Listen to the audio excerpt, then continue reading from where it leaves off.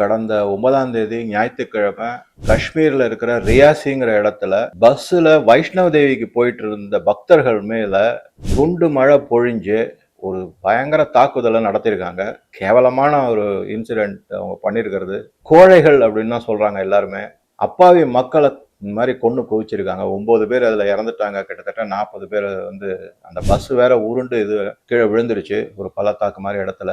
அதுக்கு குறிப்பாக காரணம் என்ன அப்படின்னாக்க, அந்த பஸ் அது ஏன் விழுந்தது அப்படின்னா, அந்த பஸ் டிரைவர் தான் ஷூட் பண்ணியிருக்காங்க. அப்போதான் பஸ்ஸை நிறுத்தி உள்ள போந்து எல்லாரையுமே கொல்றதா தான் பிளான் போட்டிருந்திருக்காங்க. ஆனால் அந்த டிரைவர் நல்ல வேலை ரொம்ப வேகமாக ஓட்டிட்டு இதில் கொண்டு போனதுல பஸ் கவுந்து விழுந்துருச்சு. ஆனால் பின்னாடி தங்கிட்டாங்க. அந்த மாதிரி இருக்கும்போது இந்த பள்ளத்தாக்குல விழுந்ததுனால உயிர் சேதம், அதுல 2 குழந்தைகள் வேற. இவ்வளவு மோசமான ஒரு நிகழ்வுன்னு பார்த்தோம்னா ஏன் இப்படி வெறி பிடிச்சு அலையறாங்க அப்படிங்கிற மாதிரி தான் தோணுது. அவங்களுக்கு தைரியமா 2 குழந்தைகளை கொண்டிருக்காங்க. ஆனா இந்தியாவில் அதே பாகிஸ்தான்ல இருந்து இங்க சென்னையில தாங்க நடந்தது. ஒரு குழந்தைக்கு மாற்று உறுப்பு பொருத்தி சந்தோஷமா, அதாவது இந்த மாற்று உறுப்பு பொருத்துறதுக்கு ஒரு கியூ இருக்கும். அந்த சிஸ்டம் படி தான் நீங்க செய்ய முடியும். யாரு வேணா என்ன அப்புறம் பணம் இருக்கிறவங்க எல்லாருமே மாற்று உறுப்புக்கு லைன்ல முன்னாடி நிற்பாங்க. அதனால அந்த கியூ எல்லாம் கிராஸ் பண்ணி அந்த குழந்தைக்கு, பாகிஸ்தான் குழந்தைக்கு மாற்று உறுப்பு கொடுத்து உயிரை காத்து திருப்பி அனுப்பிடுற இந்தியாவுக்கு மேல கொஞ்சம் கூட ஒரு மனிதாபிமானமே இல்லாம இந்த மாதிரி ஒரு தாக்குதலை நடத்திருக்காங்க. இவங்க பக்தர்கள் கோயிலுக்கு போறதுக்காக வந்திருக்கிறவங்க.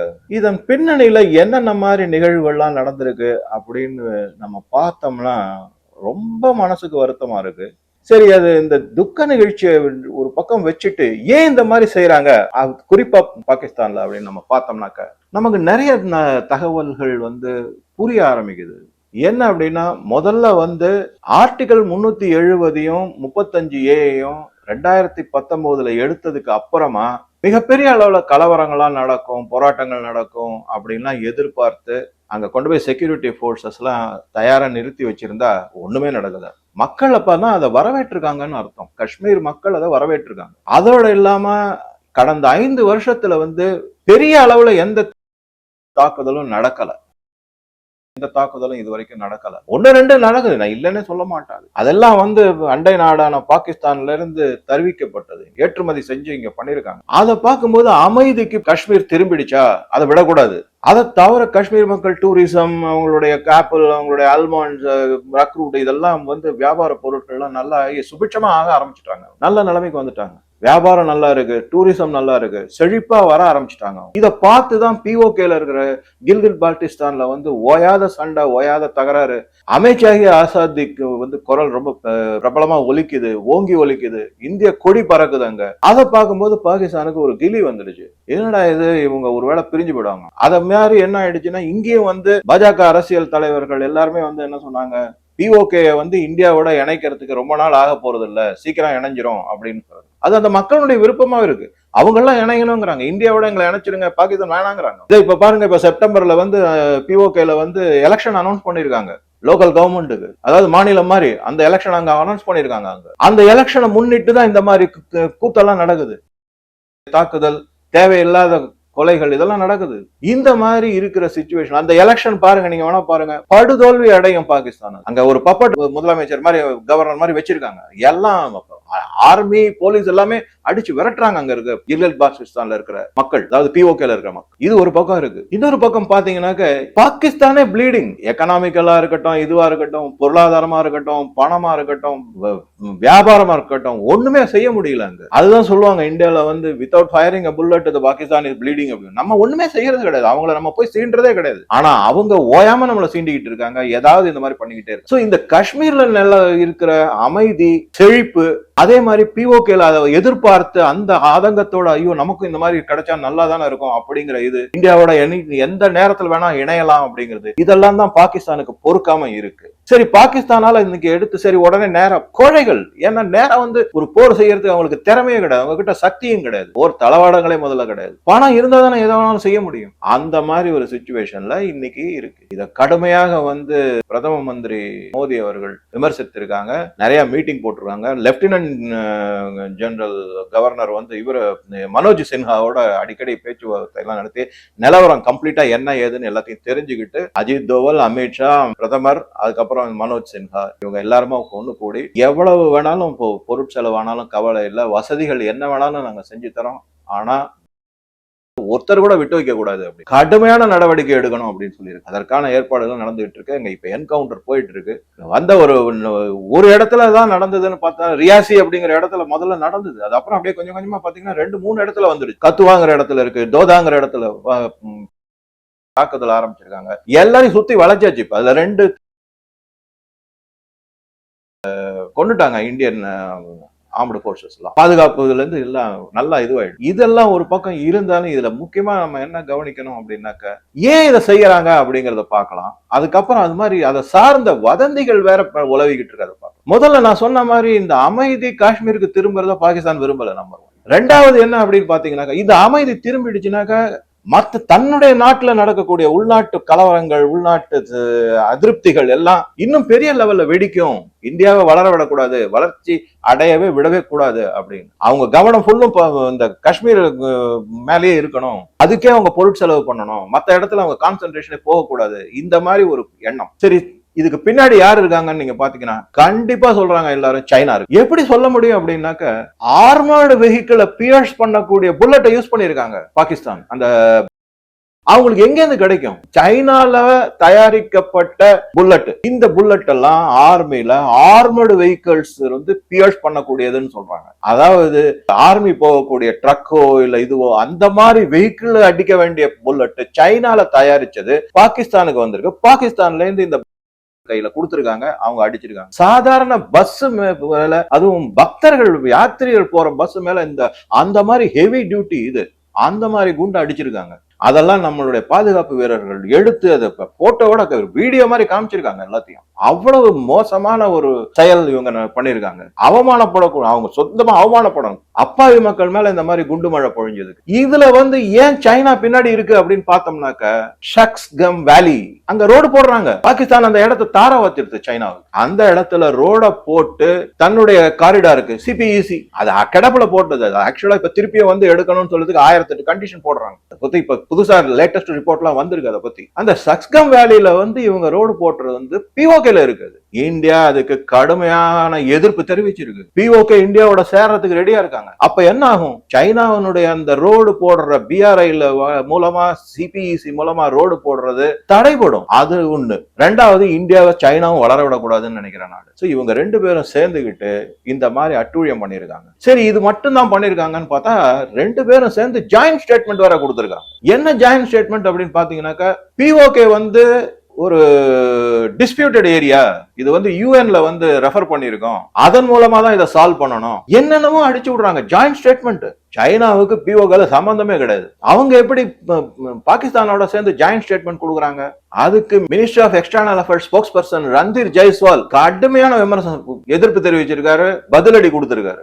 உங்களுக்கு இந்த ஜாயிண்ட் ஸ்டேட்மெண்ட் இந்த மாதிரி ஜாயிண்ட் ஸ்டேட்மெண்ட் கொடுக்கறதுக்கு எந்த அருகதையும் கிடையாது, அத்துமீறி வரம்பு மீறி நீங்க பேசிக்கிட்டு இருக்கீங்க, அப்புறம் நாங்க கடுமையான நடவடிக்கை எடுக்க வேண்டியிருக்கோம் அப்படிங்கிற மாதிரி சொல்லியிருக்காரு. இந்த மாதிரி இருக்கு. எதனால இந்த ஜாயிண்ட் ஸ்டேட்மெண்ட் கொடுத்தாங்க அப்படின்னு நீங்க பாத்தீங்கன்னாக்க, சமீபத்துல பாகிஸ்தான் பிரைம் மினிஸ்டர் இருக்காருல, ஷபாஸ் ஷெரீப்னு பேரு, பிரதமர், அவர் வந்து பெய்ஜிங்ல போய் இந்த ஷி ஜின்பிங்கோட கொஞ்ச நேரம் உட்காந்து பேசி என்ன அவங்களுக்கும் கவலை. நான் சொன்ன மாதிரி சைனா பெரிய ட்ரபிள்ல இருக்கு. இப்ப ஜூன் எண்ட்லயோ இல்ல ஜூலைலயோ அவங்க பதில் சொல்லணும் அந்த கமிட்டிக்கு. Communist party of China, China's communist party, சிசிபின்னு. அங்க இருக்கிற கமிட்டியில போய் அவர் உட்காந்து பதில் சொல்லணும். ஒரு ப்ராஜெக்ட் அவர் எடுத்தது ஒண்ணு சரி வரல. உள்நாட்டிலேயே பயங்கர பிரச்சனைகள்லாம் இருக்கு. திசை திருப்பும் விஷயமா இந்த 2 பேரும் சேர்ந்து பண்ணிருக்காங்க. பாகிஸ்தான் வந்து இந்த மாதிரி உள்ள அனுப்புறது. சைனா என்ன பண்ண வேண்டியதுனாக்கா வந்து திபெத்ல ஏரோப்ளேன், ஃபைட்டர் பிளேனை கொண்டு வந்து நிறுத்தி பயம் காட்ட வேண்டியது. இதான் வேலை. இவரை போய் பார்த்துட்டு வந்ததுக்கு அப்புறமா இந்த மாதிரி ஜாயிண்ட் ஸ்டேட்மெண்ட் கொடுத்திருக்காங்க. தேவையே இல்ல. சைனாவுக்கு பிஓகேல எந்த விதமான உரிமையும் கிடையாது. இது வந்து இந்தியாவுக்கும் பாகிஸ்தானுக்கும் இருக்கிற பிரச்சனை. அந்த மாதிரி ஒரு சிச்சுவேஷன் இருக்கு. இது எல்லாம் பாத்தீங்கன்னாக்க, இதுக்கு நடுவுல யார் யாரெல்லாம் என்னென்ன சொல்லியிருக்காருன்னு பாருங்க. நீங்க ஜெய்ஷே முகமதுன்னு பாகிஸ்தான்ல இருக்கிற ஒரு கூட்டம் இருக்கு. அதனுடைய யூனிட் வந்து காஷ்மீர் டைகர்ஸ்னு ஒண்ணு இருக்கு. அவங்க பொறுப்பெடுத்திருக்காங்க. நாங்க தான் இதை செஞ்சோம் அப்படின்னு பெருமையா சொல்லிக்கிறாங்க. அந்த காஷ்மீர் டைகர்ஸ் வந்து நாங்க செஞ்சோம் அப்படின்னு ஓப்பனா சொல்றாங்க. சரி, இந்தியாவால ஒண்ணுமே செய்ய முடியாதா? அமைதி திரும்பிடுது. ஒரு டைரக்டர் ஜெனரல் ஆஃப் போலீஸ் வந்து காஷ்மீர்ல இருக்கிறவர் என்ன சொல்லியிருக்காருன்னா, உள்நாட்டுல இருக்கிற யாருமே கிடையாது.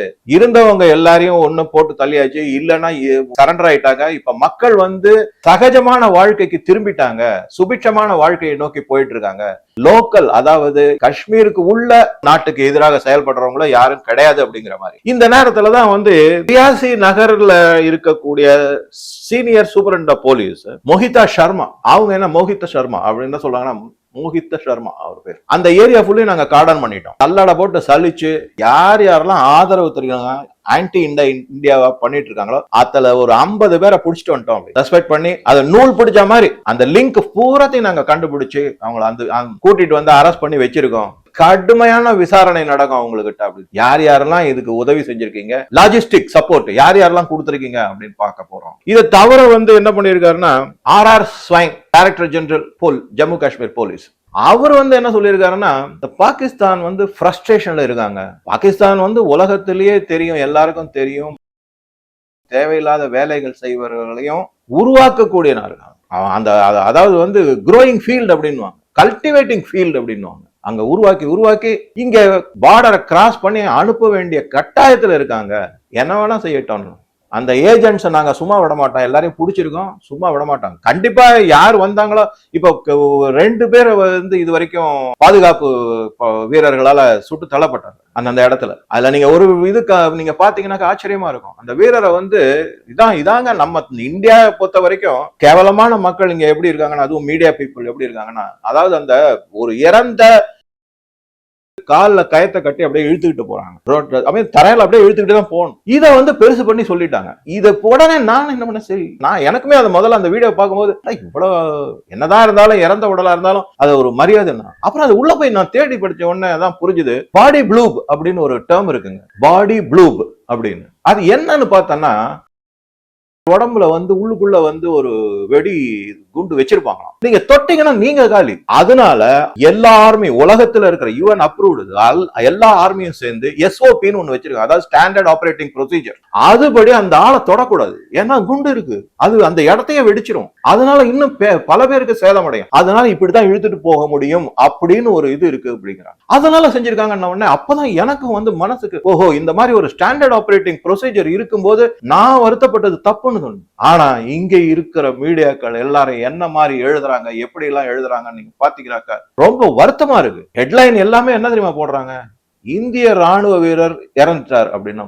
ஆமா இறந்துட்டார், CRPF வந்து ஒரு ஜவான் இறந்து போயிட்டாரு, இல்லன்னு நான் சொல்லல, சில பேர் அடிபட்டு இருக்காங்க. அதை தலைப்பு செய்தியா போட்டு அது ஏதோ பெரிய விக்டரி ஃபார் பாகிஸ்தான்ங்கிற மாதிரி இங்க ப்ரொஜெக்ட் பண்ணிட்டு இருக்காங்க. சரி, இந்த வந்து நம்ம ராணுவ வீரர்கள், பாதுகாப்பு வீரர்கள் வந்து கொண்டிருக்காங்களே அதை பத்தி நியூஸ், அது உள்ள எங்கேயோ ஒரு சின்னதா நியூஸ் இருக்கு. யாரை சப்போர்ட் பண்றீங்க? இந்த மாதிரி நடந்துகிட்டு இருக்கு. இதுக்கு நடுவுல என்ன அப்படின்னாக்கா, additional director general of police அவர் ட்விட்டர்ல போட்டிருக்காரு. அதை படிச்சாக்கா இன்னும் வதந்தி நிறைய ஓட ஆரம்பிச்சிட்டாங்க. அதை பத்தி தான் அவர் பதில் கொடுத்திருக்காரு. என்ன வதந்தி பாருங்க, 3 சிவிலியன் பொதுமக்கள் கொல்லப்பட்டனர், அந்த இடத்துல இருந்து சடலங்கள், ஒரு குறிப்பிட்ட இடத்துல இருந்து சடலங்கள் எடுத்துட்டு வந்தோம். இதை தவிர வந்து வந்து ஒரு கிராமத்தையே சுத்தி வளைச்சு அவங்கள ஹோஸ்டேஜ் மாதிரி, பிணை கைதிகள் மாதிரி வச்சிருக்காங்க. அடிச்சு அப்படியே பயங்கரமா ரூமர் கிளம்பிக்கிட்டு இருக்கு. இதுக்கெல்லாம் வந்து அந்த ADGP வந்து additional director general of police அவர் வந்து ட்விட்டர்ல பதில் சொல்லிட்டு, இதெல்லாம் நம்பாதீங்க, இதெல்லாம் வதந்தி, ஒரு ஜவான் ஒரு பொது ஜனம் தாக்கப்பட்டார்கள், இல்லன்னு சொல்லல. அவங்க உடனே ஹாஸ்பிட்டல்ல கூட்டு போய் அவங்களுக்கு ட்ரீட்மெண்ட் கொடுத்து எல்லாமே சரியாயி வந்துட்டாங்க. இது வந்து இந்த மாதிரி 3 பேர் இறந்து போனதோ இல்ல ஒரு கிராமமே சுத்தி வளைக்கப்பட்டு பிணை கைதிகளா வச்சிருக்கிறதோ தவறு அப்படின்னு சொல்லி, இது உண்மை கிடையாது, இதை நம்பாதீங்க அப்படின்னு அவர் ட்விட்டர்ல போட்டிருக்காரு. பப்ளிக் கிட்டே நேர வேற போய் சொல்றதுக்கான ஏற்பாடுகளை செஞ்சுட்டு, இதெல்லாம் ஒரு பக்கம் இருக்கும்போது இங்க இருக்கிற அரசியல்வாதிகள் யாருமே வாயே திறக்கல, சுத்தமா வாய் திறக்கல. என்ன வாய்னா எல்லாம் வந்து அப்படியே வாய் மூடி இருக்காங்க.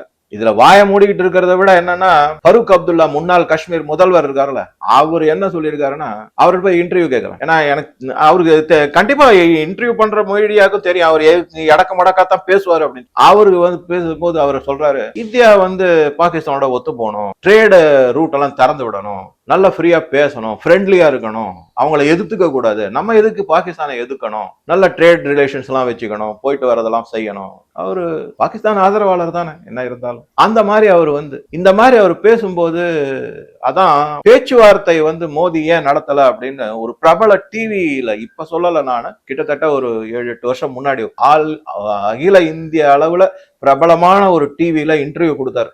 அப்ப வந்து கேட்டாங்க, நீங்க ஏன் பாகிஸ்தானோட பேச்சுவார்த்தை நடத்தல அப்படின்னு கேட்டதுக்கு வந்து மோடி என்ன தெரியுமா சொன்னாரு, ஹிந்தில சொல்றேன், பம் பந்துக் கா ஆவாஜ் மே டயலாக் கா ஆவாஜ் சுனா தேகா ஐக்கியா அப்படின்னாரு அவரு. அதாவது என்ன அப்படின்னா, குண்டு போடுறதும் பாம் வெடிக்கிறதும் இல்ல குண்டடி போடுறதும் அந்த சத்தத்துல போய் பேச்சுவார்த்தை நடத்துற சத்தம் அவங்க காதுல விழுமா அப்படின்னு கேக்குறாரு. அந்த மாதிரி கேட்டிருக்காரு. நம்ம தலைவர்கள் எல்லாரும் இந்த மாதிரி இருக்கும்போது எனக்கு ஒரு விஷயத்துல ரொம்ப பெருமையா இருந்தது என்ன அப்படின்னா, பிஎஸ்பி பகுஜன் சமாஜ் பார்ட்டியோடைய மாயாவதி மேடம் சும்மா சொல்லக்கூடாதுங்க, நம்ம கூட நின்று இருக்காங்க அப்படின்னு தான் சொல்லணும். அப்படியே ஒரு மாதிரி அதை படிச்ச உடனே ரொம்ப பெருமிதமா இருந்தது. இவங்க இந்தியர்கள் அப்படின்னு என்ன சொல்லியிருக்காங்கன்னா, மகா கேவலமான அராஜகமான செயல், இந்த அதுவும் குறிப்பா யாத்திரிகர்களை, அதுவும் குறிப்பா இந்துக்களை கொண்டதுன்னு வார்த்தையை யூஸ் பண்ணிருக்காங்க அவங்க. அதனால இந்திய அரசு எந்த கடுமையான நடவடிக்கை எடுத்தாலும் எனது முழுமையான சப்போர்ட், என்ன நான் எனது பார்ட்டி எனது மக்கள் எல்லாரும் முழுமையான சப்போர்ட் அதுக்கு உண்டு, நாங்க தீவிரமா இதை கண்டிக்கிறோம் அப்படின்னு சொல்லியிருக்காங்க. வேற ஒரு சமாஜ்வாதி பார்ட்டியா இருக்கட்டும் இல்ல வேற எந்த பார்ட்டியும், நான் குறிப்பா ஒரு பார்ட்டி மட்டும் சொல்லல, மம்தா பானர்ஜியோட பார்ட்டியா இருக்கட்டும், எந்த பார்ட்டியுமே இந்த மக்கள், இந்த மாதிரி அப்பாவி மக்கள் கொல்லப்பட்டதுக்கு ஒரு வருத்தம் கூட தெரிவிச்சதா இதுவரைக்கும் நான் படிக்கல. பாருங்க, உங்க கருத்துக்களை வரவேற்கிறேன், கமெண்ட் பாக்ஸ்ல போடுங்க. ரொம்ப நன்றி, வணக்கம், வருத்தத்துடன் நன்றி.